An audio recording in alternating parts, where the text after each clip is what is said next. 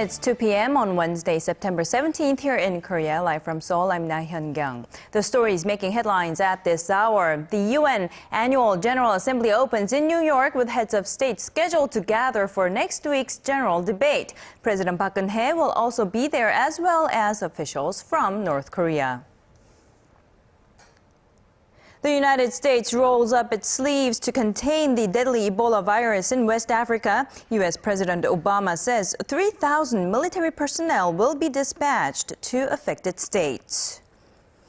And we are only 2 days away from the opening of the 17th Asian Games. Thousands of athletes, including North Korea's delegation, arrive in Korea for the event in the western port city of Incheon. And we begin with the annual UN General Assembly, which will kick off on Tuesday, or which has already kicked off in New York. With the general debate session set to take place next week, world leaders will also flock to the city to discuss a wide range of topics, including North Korean human rights and countermeasures against Islamic terror groups. Our Hwang Seung-hee has the details. The United Nations General Assembly opened its 69th session at its New York headquarters on Tuesday. Addressing officials from the 193 member states, General Assembly President Sam Kutesa declared this year's theme of delivering on and implementing a transformative post-2015 development agenda.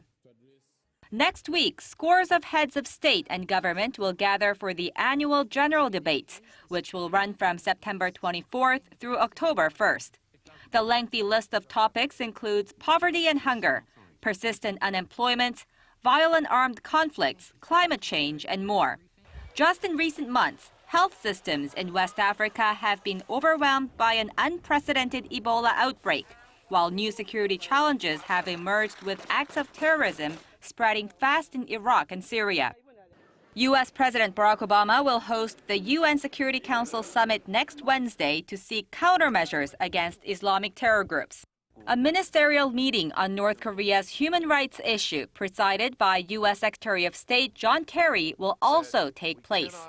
President Park Geun-hye will take to the podium on the first day of the general debate and seek support for her vision for reunification and peace building in East Asia. North Korean Foreign Minister Lee Soo-young will also speak on the UN stage on Saturday. Hwang Seung-hee, Arirang News. So the prospects of there being inter-Korean dialogue on the sidelines of the assembly is drawing attention. This all the more so as President Park tells Reuters that she would be glad to hold talks with Pyongyang. Choi Yoo-sun has more. With North Korea still unresponsive about the South's proposed talks to improve ties, President Park Geun-hye, ahead of a trip to the UN General Assembly next week, left the door open to engaging with the North. 고위급 접촉을 제의한 데 대해서 좀 빨리 호응을 해서 대화를 하자, 이렇게 말할 수 있는 기회가 있다면 좋겠습니다. 또 외교 장관끼리 뭔가 그런 문제를 가지고 대화를 할 수 있는 기회가 있다면 그것도 바람직하다고 생각합니다. Although officials from the two Koreas have no plans to meet on the sidelines at the UN, there is growing speculation that they may come in contact. North Korean Foreign Minister Lee Soo-young, who is attending the global summit this year, is Pyongyang's highest-ranking official to do so in 15 years. Starting her second year in office, President Park has been seeking ways to normalize relations with the northern neighbor and for the two Koreas to prepare for reunification. 분단의 고통을 해소하고 극복하고 또 평화 통일 준비를 위한 것이라면 저는 누구하고도 대화를 할 수 있다고 생각을 합니다. 이제 여기서 중요한 것은 어떤 대화를 위한 대화보다도 진정성과 실천 의지라고 생각합니다. The Korean president also had a message for the Shinzo Abe administration regarding Tokyo's whitewashing of having coerced Korean women into wartime sexual enslavement. 이분들에게 사과하고 또 명예를 온전히 이렇게 회복할 수 있도록 일본 정치 지도자들이 결단을 용기 있는 결단을 내리기를 바라고 있습니다. 또 그렇게 해야 경색된 양국 관계도 좀 푸는 지름길이 되지 않겠는가 봅니다. Attention now shifts to President Park's diplomacy during her stay at the UN and what message she will have for regional neighbors in her first UN General Assembly address. Choi Yu-sun, Arirang News. The U.S. government is working its diplomatic channels to safely release 3 of its citizens currently being held in North Korea. According to Voice of America, the U.S. State Department has made it known that they would be open to sending a high-level diplomat to the north as soon as possible. Washington is also reportedly willing to send someone other than Special Envoy Robert King, who Pyongyang has now rejected twice from entering North Korea. Meanwhile, the South Korean military arrested a U.S. citizen they say was trying to swim across a river into the north late Tuesday night. The man reportedly told officials that he wanted to see the communist state and meet with North Korean leader Kim Jong-un. And now to the latest on the fight against Islamic State militants. The United States has been limiting its military support to airstrikes in Iraq, but could that change? A top U.S. military officer has hinted at that possibility. Here's our Park Ji-won with more.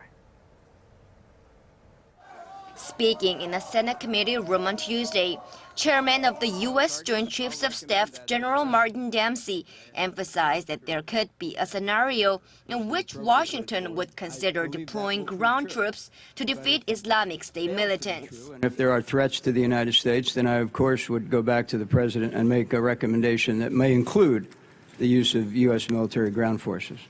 In response to Dempsey's remarks, the White House, Pentagon, and the State Department all reaffirmed the president's position that they have no intention of sending ground troops into Iraq in a combat role.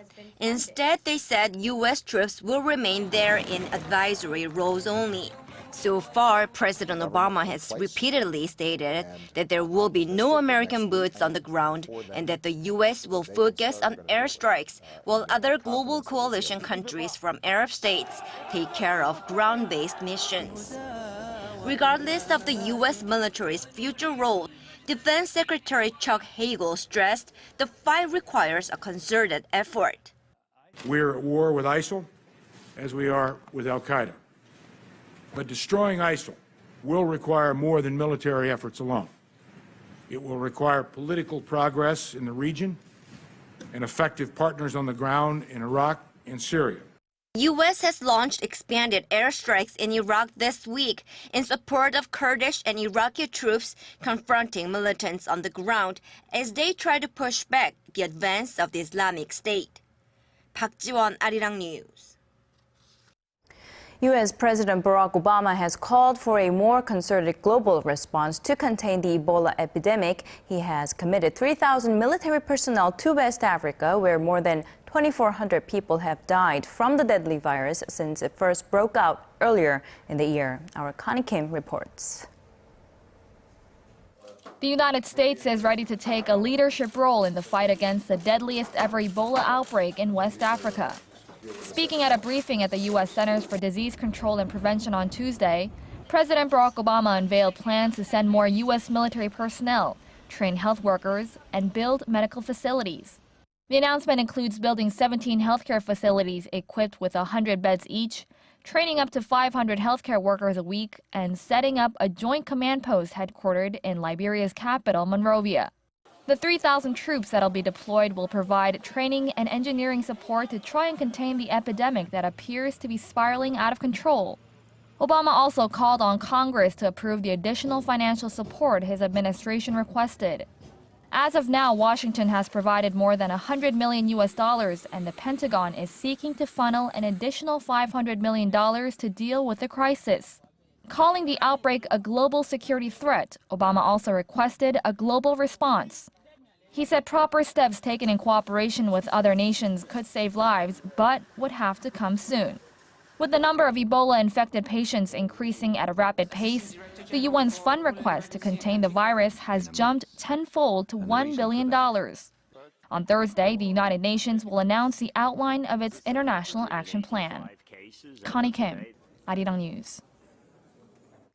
In an announcement marking a milestone for commercial space projects, NASA said Tuesday that it will give Boeing and SpaceX separate contracts worth nearly $7 billion. The companies will develop space taxis that will ultimately transport American astronauts into orbiting laboratories, with the first such spacecraft projected to be ready by 2017.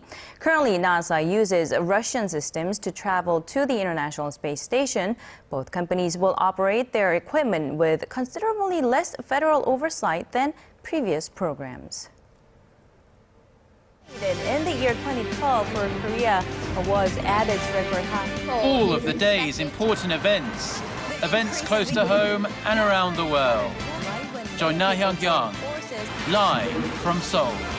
Shopping market thinks the true meaning of creation shines through. The Korean public's patience with lawmakers is growing thin, as they have failed to pass a single bill since early May. Although the standing committees have restarted legislative activities on the Assembly Speaker's order, nearly half the committee members are missing as the opposition continues to boycott over the so-called ferry bill. Our National Assembly correspondent Kim Young-gil reports. The National Assembly standing committees are back at work. They began reviewing pending bills Wednesday morning and now have a timetable for plenary sessions, government audits, and hearings for the next 3 months. But there's less certainty about how much lawmakers of the New Politics Alliance for Democracy will be participating. They continue to boycott all parliamentary proceedings over the unpassed special Seoul ferry bill. If the ruling party unilaterally passes bills, it is merely prolonging the parliamentary impasse and abusing its authority. The Assembly Speaker has undermined his prestige by unilaterally deciding on the parliamentary session schedule. The opposition party is also dealing with internal discord. Its interim chief Park Geun-hye is widely expected to step down from her post amid pressure from veteran lawmakers within the opposition. With or without the participation of opposition lawmakers, the ruling party may proceed with voting on some 91 draft bills that have already been reviewed by both parties. We have decided to proceed with legislative activities for the country and the people. We will continue our dialogue with the opposition party to normalize parliament. In a cabinet meeting on Tuesday, President Park Geun-hye called on the opposition to accept a compromise bill on the Seoul ferry investigation that's been proposed by the ruling party. She also said she would not get involved, as it's not within her constitutional powers to do so. Kim Young-gil, Arirang News.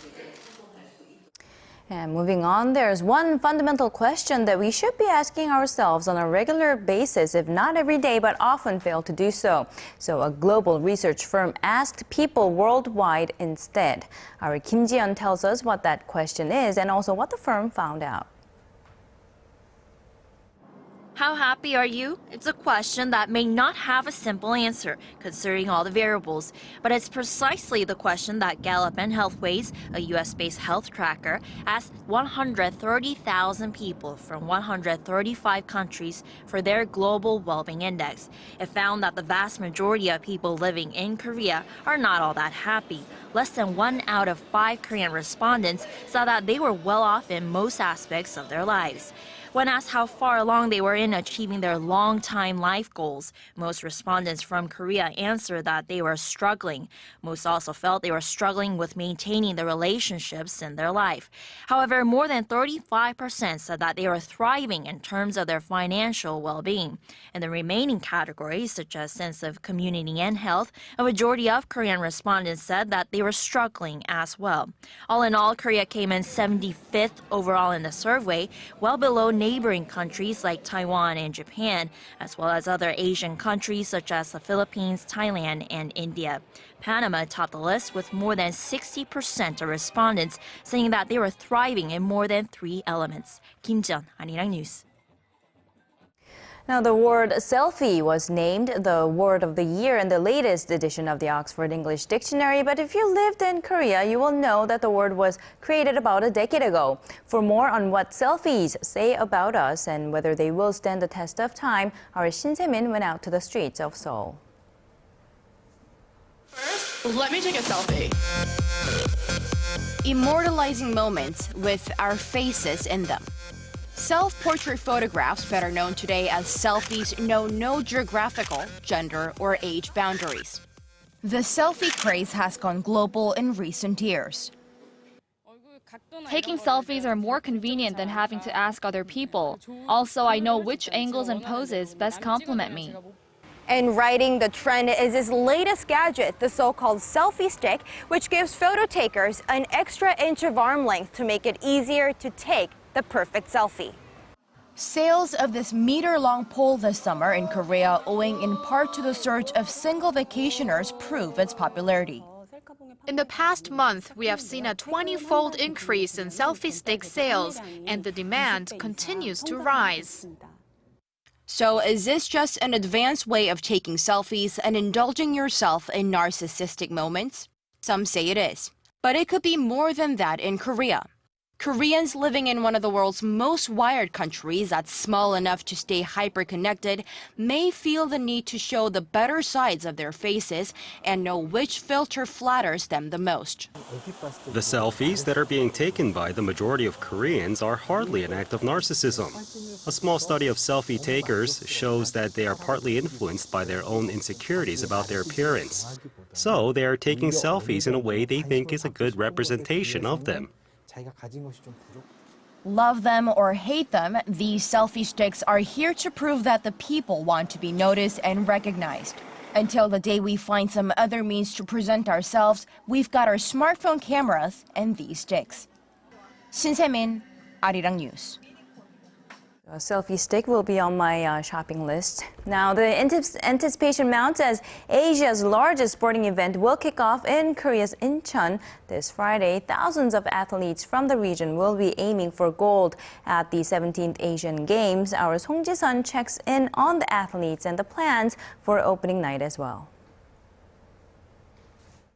Athletes from all over Asia are descending upon Incheon as the clock ticks toward the opening ceremony of the 17th Asian Games on Friday. South Korea's biggest team ever at over 8,000 athletes and officials have already begun unpacking in Incheon, while North Korea's main ASEA delegation arrived on Tuesday.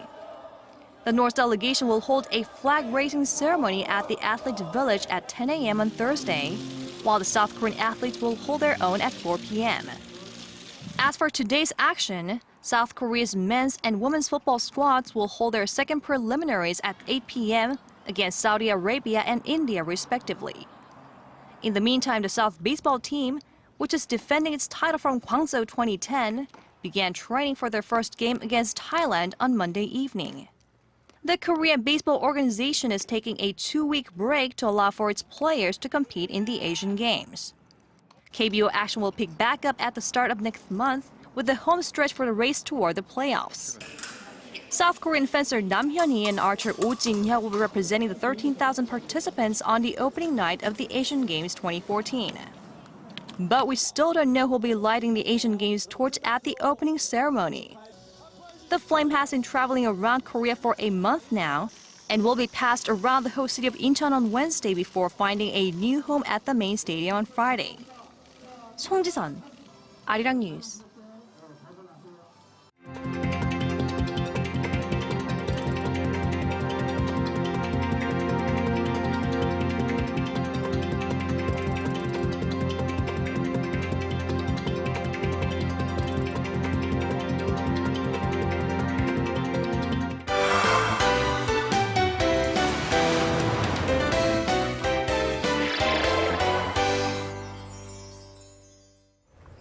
It's not unusual for stores to play some classical music for an enjoyable shopping experience, but what about a live orchestra performance? Our Incheon joins me today with a special event at one of Seoul's busiest shopping centers. Good afternoon, Yoon-hee. Good afternoon. So, are we talking about Myeongdong here? Right, none other than Myeongdong. Hundreds and thousands of people flock there for that great shopping experience. But now you can find a musical experience there as well. So why not kill two birds with one stone and get your shopping done while also taking in a bit of culture? Take a look. It's known as Korea's shopping mecca, but Myeongdong is now also a stage for a romantic classical concert. The music from dozens of instruments floated into the open air on Tuesday, stopping passerbys in the midst of their shopping excursions. From the whimsical solo of a violinist to an effervescent xylophone spectacle, the Eurasian Philharmonic Orchestra gives these shoppers a new type of experience. By chance, it was my wedding anniversary, so I came out with my wife, child, and in-laws. Lucky for us, we were able to experience this classical music concert. It's my first time here, and I think it's a very good idea to promote this kind of music in the society today. I feel really good. I feel some energy in my body. This is the first time I'm seeing something like this, and it's really lifting my spirits. The members of the Eurasian Philharmonic have been sharing their music with audiences since 1998, led by world-renowned conductor Kim Nan-se. And though they're usually on a formal stage, for the first time they've taken to the streets, bringing a classical music experience to the general public. I want to give people what they want and make them happy. I can do all this in the streets and even give people a new cultural experience. Live classical music doesn't have to be out of reach. In fact, you might just find it around the corner while out on a simple shopping errand. So you've talked about conductor Kim Nan-se before, and you told us that he wanted to become a conductor of people. So this seems to be in line with his goal. Right.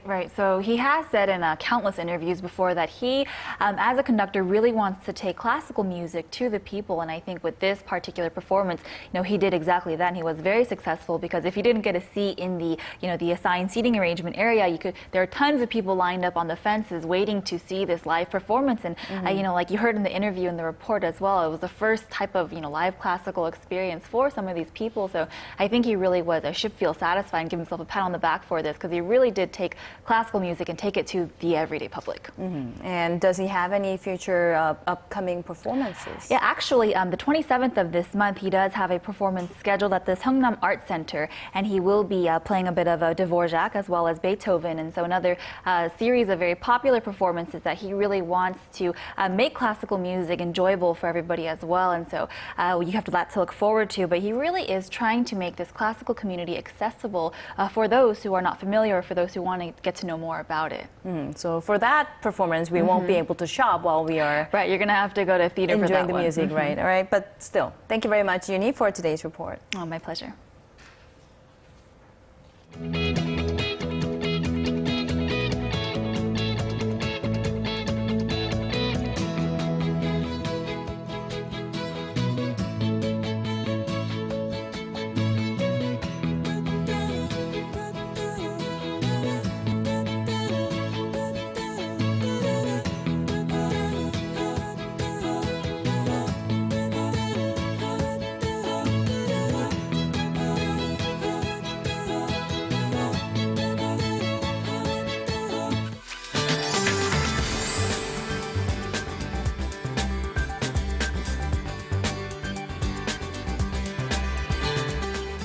Good afternoon, I'm Michelle Park here with the latest weather forecast. It's looking cloudy today here in Korea with cooler daytime highs ranging in the low to mid-20s.